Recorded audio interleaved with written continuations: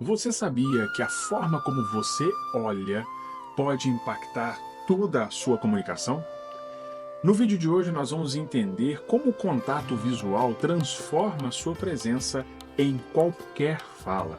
E é por isso que eu já peço a você, curta esse vídeo, marque lá o sininho e depois mande para aquele seu amigo ou amiga que tem dificuldade com contato visual.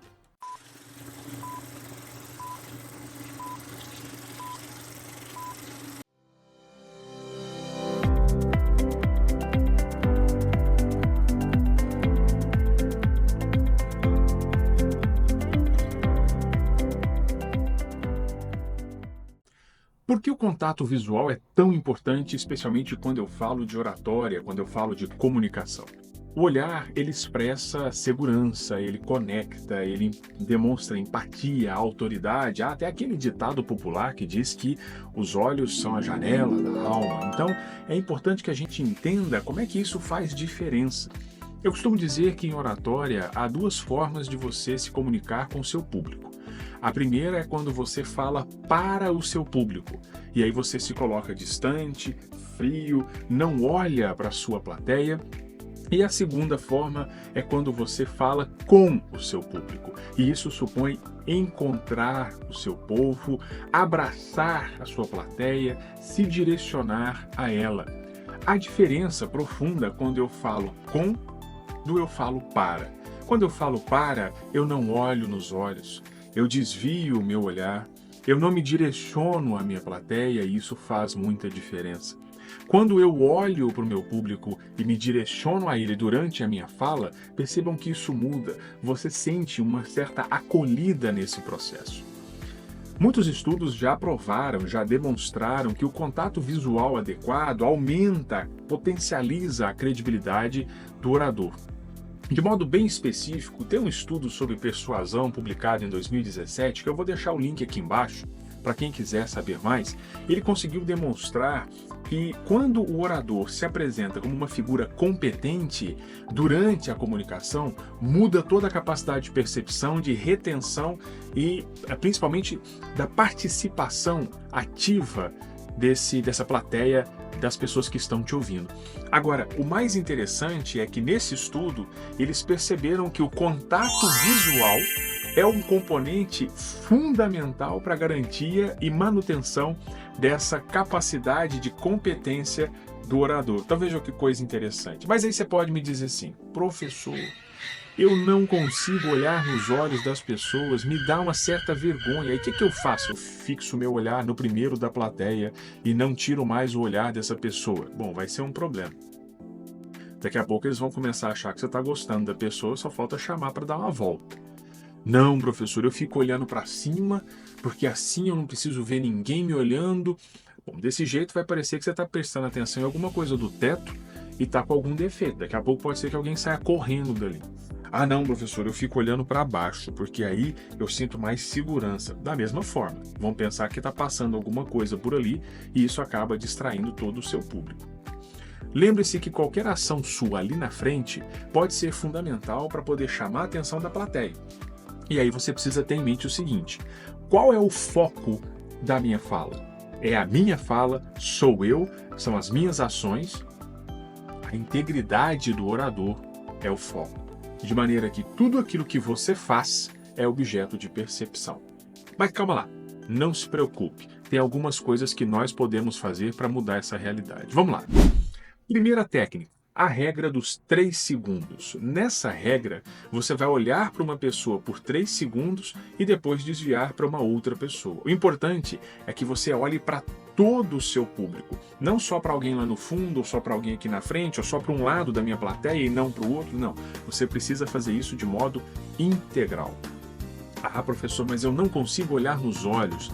Tá bom, aí você pode usar outras estratégias. Existe o que a gente chama de triângulo, olhos e boca. Segunda técnica.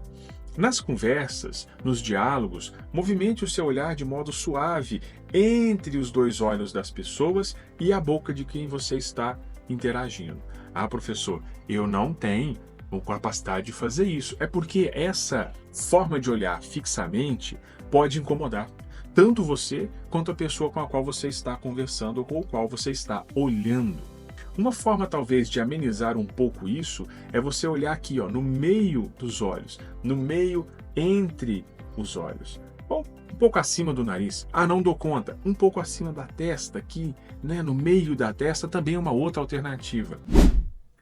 Uma terceira dica é você escolher objetos espalhados pelo espaço, claro, admitindo que o espaço seja grande, e aí eu vou alternando entre esses objetos. Sei lá, exemplo, do lado de cá tem um extintor, então eu vou dar uma olhada para o extintor, o lado de cá tem uma lâmpada de segurança, eu vou olhar para a lâmpada de segurança e o lado de lá eu encontro, sei lá, uma cadeira vazia. Então eu olho extintor, lâmpada, cadeira, extintor, e eu vou fazendo esse movimento, encontrando pontos. Claro, não muito fora do ângulo de visão da plateia, porque senão também não adianta nada.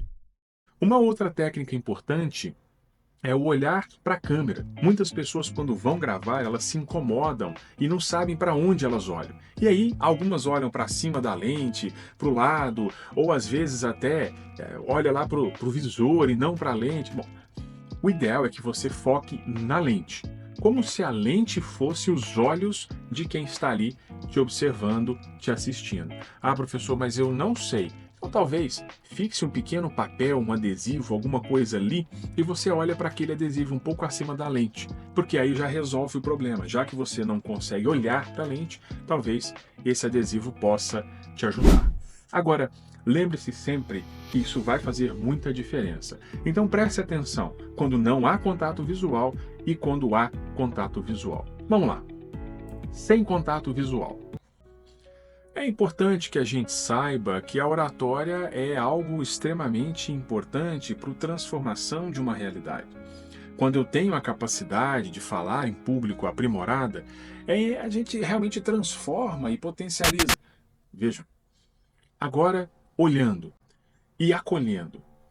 Quando eu sou capaz de olhar para o meu público e falar com ele, não para ele, de fato, o processo de comunicação transforma, se modifica. E ali existe quase que uma simbiose entre quem fala e quem ouve, transformando a realidade da comunicação. Percebam como faz diferença? E claro, isso é uma questão de treino, de adaptação. Você não vai conseguir fazer isso da noite para o dia, de hoje para amanhã. Mas é algo que nós vamos treinando ao longo do nosso processo de transformação da comunicação. Claro que tudo isso vai depender do seu querer, da sua intenção e da sua força de vontade. Uma dica sempre que eu dou é que você faça o treino disso diante do espelho, porque você tem condições de observar. Ah, não tenho condições de fazer isso, então faça isso diante de uma gravação. Grave e perceba como é que isso está sendo feito por você. Tudo bem, professor, mas aí eu não sei. E o que eu faço se eu não consigo? É uma questão de tempo, mas de treino. E tenha paciência com você. Ah, professor, eu percebi que o senhor estava gesticulando, apontando para a câmera e eu não sei como é que eu faço isso.